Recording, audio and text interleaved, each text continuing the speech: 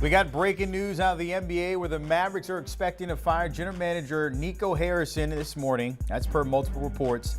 Harrison has been in charge of the Mavs for the past 4.5 seasons, taking over back in the summer of 2021. The move comes just over 9 months after Harrison infamously traded Luka Doncic to the Lakers in a deal that stunned the NBA and sports world as a whole. Dallas made the postseason 2 of Harrison's first 4 seasons, including a finals appearance with Luka in 2024 against the Celtics. And take a look at some of those numbers. I mentioned they are almost 5 full years, 182 wins under his reign there, those 2 playoff appearances, the Western Conference Final, and then the loss there in the finals. But the one thing that has been the blemish on his resume there in Dallas, and the reason why we have this question today, of course, trading away Luka Doncic, that generational talent back in February, the second of last season.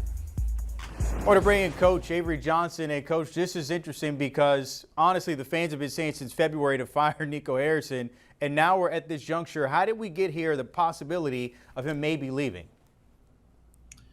Yes, Brandon, I'm here in Dallas, and I'm not really surprised because there's just been a serious fallout, especially after this Luka Doncic trade, unfortunately, for Nico. I've been knowing Nico since he was working with Nike when I was coaching in college, and you know he's a nice man. He's a good guy, but unfortunately, you know, this trade is going to basically follow him for the rest of his career. You know, the fans are not, they just weren't happy no matter what Anthony Davis does or Cooper Flag. The fans are not happy here in Dallas. And looking at what Luka's doing now with the Los Angeles Lakers, and the Mavericks are off to a slow start. Anthony Davis, you know, he obviously looks overweight. The team is struggling to score. So again, a lot of different forces came together. Obviously, you got new ownership. The Mavericks have a new CEO, a new president of basketball operations, and they're off to a slow start. Fans are still yelling things at, you know, Nico during the course of the game, and the team is struggling. So just all of those forces, you know, coming together was probably, you know, in the Luka trade. It gets back to that Luka trade is probably the reason why he ended up getting fired. Again, the Mavericks set to inform Harrison of their decision 11 a.m. Eastern. Just want to remind the folks at home about that. And Coach, you kind of touched on a few things there because, yes, they've been playing bad, 3-8. I don't think it was a factor of losing to the Bucks, but as you mentioned, the thing that happened months ago back in February with the Luka trade and how good he's looked with the Lakers. Obviously, he's not responsible for the product. That's Jason's kid. But, you know, how do we get to this point at this day right now? Because it seemed like it was all great, all good and everything after the draft. Yeah, but you got to think about the forces of the Luka trade. Then Kyrie Irving has to be overused a little bit at this stage of his career, and he gets an ACL injury. All right. Fortunately, you know, they won the lottery and got Cooper Flag, but Kyrie's not on the court. Anthony Davis is not in great shape right now. They're struggling to shoot the ball. They really don't have a lot of playmakers on the team. So this team is just struggling on every level. And then the apathy and with the fans, you know, when you're still having fans showing up, booing the team, you know, booing Nico, they went out and hired a new communications director to try to change some of the messaging with the team. You know, here's a team that needs a new arena. So again, it's just so many different forces that have come against the Mavericks that they probably felt like they needed to make this move. If you're looking at Jason Kidd, of course, he has to continue to coach this team. This is a team that you had mentioned maybe if they were all healthy, get Kyrie back later in the year, they can contend in the West. How does he move forward and getting this team back to their winning ways? Yeah, I just think they're going to have to change their lineups a little bit, try to find the right fit with guys on the floor. You know, they're struggling to knock down threes. You know, they benched Klay Thompson. Klay Thompson was supposed to be a major part of this team and being that backside shooter. So if you look at this team, you know, when you're struggling to make shots offensively and you're not spreading the floor, then defenses can continue to shrink. So they're going to have to really get creative with trying to figure out how to create some open shots, try to get the ball inside a little bit and force some traps and get some inside out games. But they're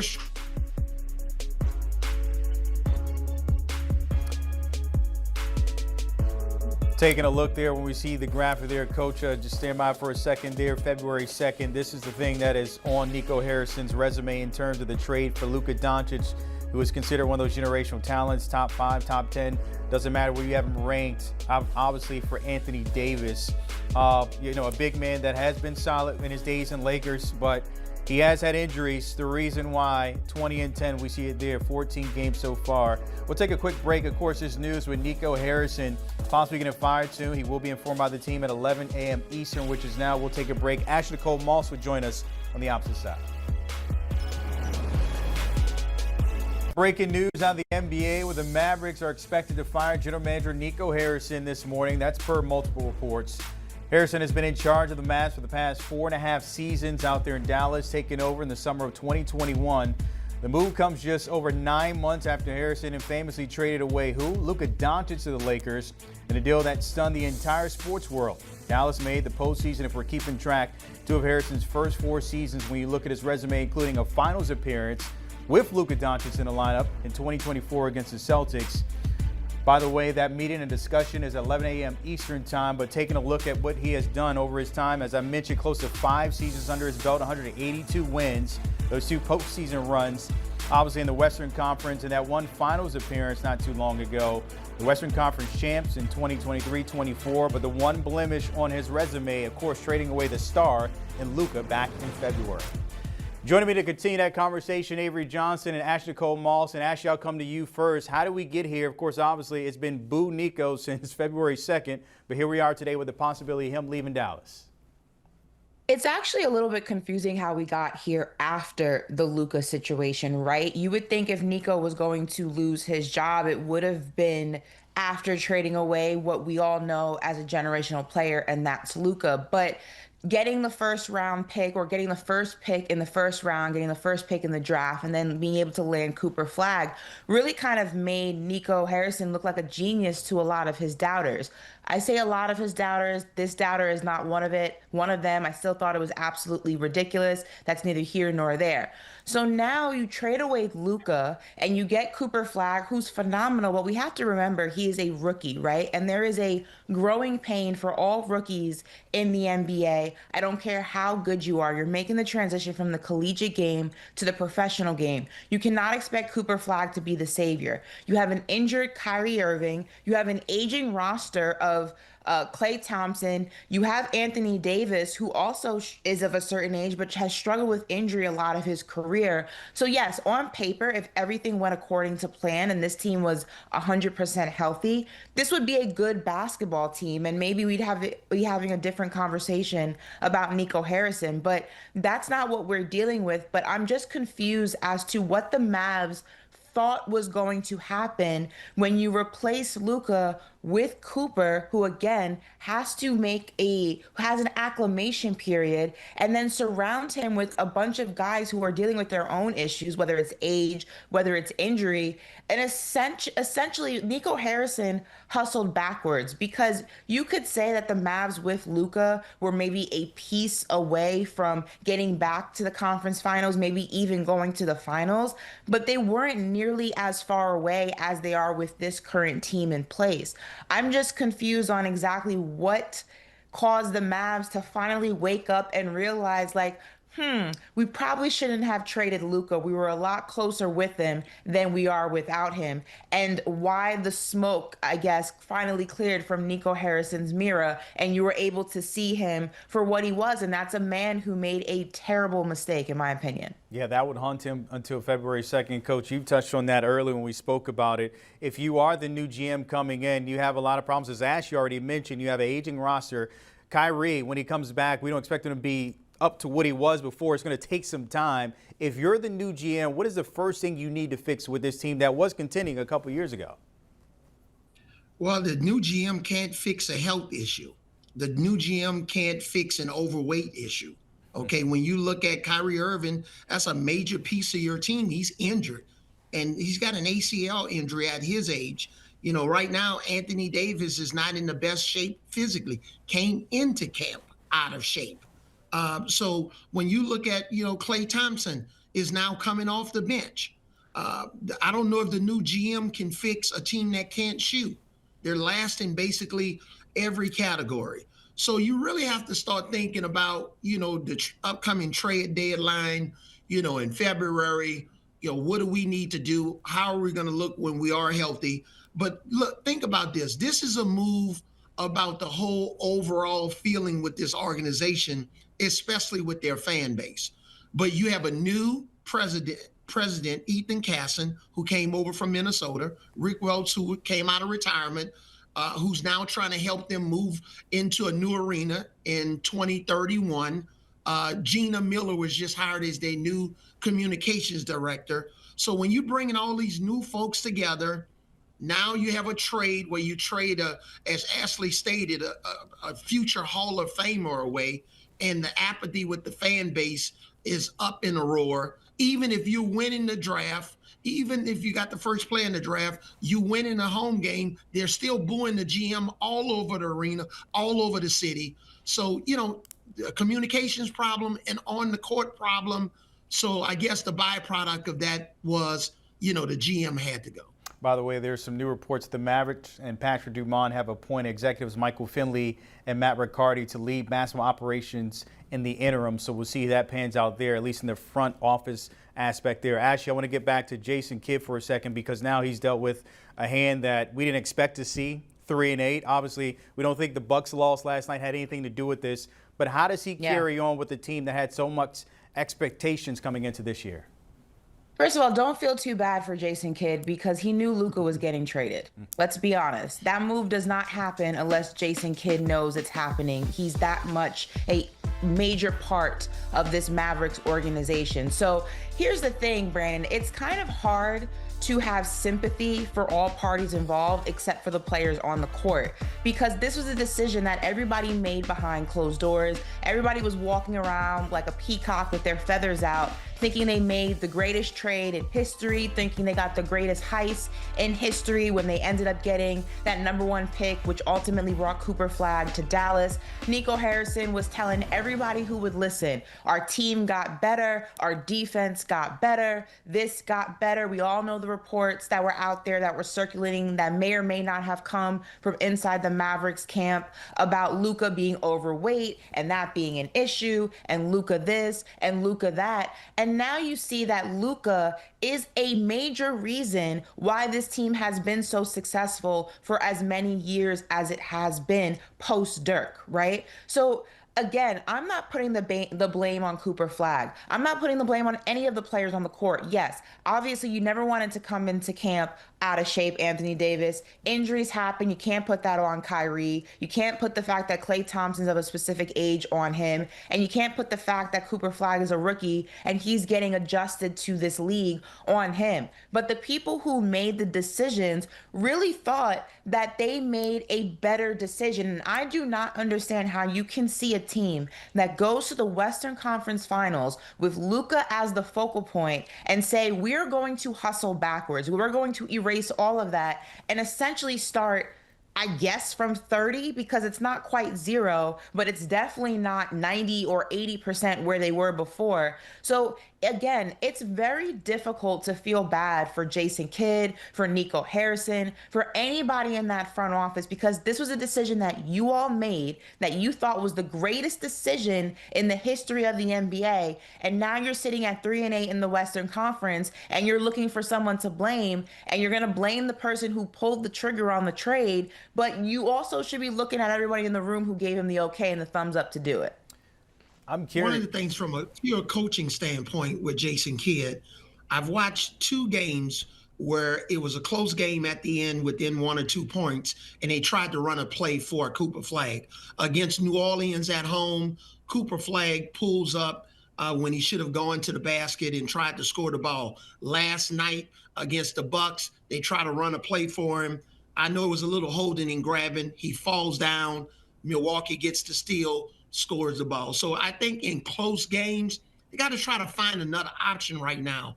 I don't think Cooper Flagg is ready as an 18, 19-year-old to have plays ran for him when you have other guys on the floor that are more experienced, a little bit stronger. So from a pure tactical standpoint, I think they got to do a better job in close games of using Cooper as a decoy, because everybody in the arena knows that the play is going to be ran for Cooper Flagg. So what do you think the opponents know? They scout. So they got to move him around a little bit more.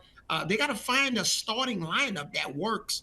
It's kind of a different starting lineup. D'Angelo Russell in and out of the lineup. Now you're bringing Klay Thompson off the bench. The last game you start Brandon Williams at point guard. So you got to have some sort of continuity and stick with it and give it a chance to work. And maybe that'll help help this team get into some sort of a rhythm. I was going to ask that, Coach, in terms of, yes, you're 3-8, they're 11 games in, so it's still very early. If they're able to find a lineup, could they maybe sneak into the top 8? I mean, they're just 3 games out of the 8th spot, which is now up by the Suns there. Ashley, your thoughts on that maybe? Yeah, I mean, again, we're in November. We're talking about November basketball. So everybody knows there are a lot of teams getting acclimated, whether it's because they have a new coach, whether it's new players, whether it's a new system, you name it. It's really hard to kind of, outside of a few guys in the Western Conference, it's hard to know where anybody will lie when it's all said and done. And the Mavericks very much could be a team that sneaks into that play-in and makes some noise. But that doesn't really negate the conversation of Nico Harrison, and now the Mavericks are essentially doing damage control to try to say, yeah, this was a bad idea. Look, it's this guy's fault. Like, it's kind of ridiculous. But I do think on paper, this is a talented basketball team. I think Anthony Davis, when he is healthy, when he is playing in his best shape, he's a great player, and we all know this. The same about Kyrie. Everyone at CBS, everyone who has been following me knows I'm a huge Kyrie Irving fan. Whether or not he comes back is a different conversation. Cooper Flagg, we saw what he could do at college. He's making that adjustment. Will he make it in enough time to really help this team make some noise as we get deeper into the season? We will only tell by continuing to watch him play and what positions Jason Kidd puts him in to kind of mask what he doesn't do well right now and highlight what he does really well right now. But could they sneak in? Sure. Will that make a difference in the people's opinion of whether or not it was ridiculous in trading away Luka? Absolutely not. Because I can guarantee you Luka's going to finish with the Lakers a lot better than the Mavs will finish with their entire situation. The reason why they're in the top 5 sitting right now. Coach, I want to go back to that leadership for the interim and Michael Finley. He kind of went famous last year with taking the beer out of Luka's hand. Obviously, before that, you're talking about a guy that was contending for titles back in the day. Wish he could give that beer back now. Right, exactly. Huh? You probably want to give it right back. See what he's doing out in L.A. But, Coach, what type of leadership? You know Michael Finley, of course, and you're crossing paths there in Dallas. What type of leadership will he bring the rest of the way? Yeah, I actually played golf with Mike a couple of weeks ago, and this conversation with Nico didn't come up. But Mike is, he's an old school NBA guy. He's a no-nonsense guy. I'm hopeful, in the end that he has a legitimate chance to get the job. I think this is a job that he's interviewing for. It's an on-the-job interview. I also know Matt Riccardi. He worked for me when I was coaching the New Jersey/Brooklyn Nets at the time, another young and up-and-coming executive. He's assistant GM right now. He took Keith Grant's place, the longtime assistant GM who worked under Donnie Nelson. So, again, you have 2 capable guys that are sitting in that chair now, making those decisions, trying to help this team navigate through the rest of this season. But, both of those guys right now are interviewing for the job, and what better way to do it than on-the-job training. Actually, I hear a lot of ties from coaching that front office. I'm just twirling some things around here. Hey, I'll tell you this, Brandon. He's better than me, because if I was playing golf with any of these guys, I probably would not be invited back. Appreciate it as always, Avery Johnson and Nicole with that breaking news. With the Mavs set to inform that Nico Harrison is done in Dallas. Take a look at it again, what he has done over that time since 2021 this summer. 2 playoff appearances during his tenure, 2 in the Western Conference, that finals appearance with Luka, the 2024 Western Conference champs. But the biggest blemish on that resume that will haunt him, even if he gets another job, the trade of Luka Doncic last February on the 2nd. And since then, it's been fire Nico and maybe the fans getting their wish.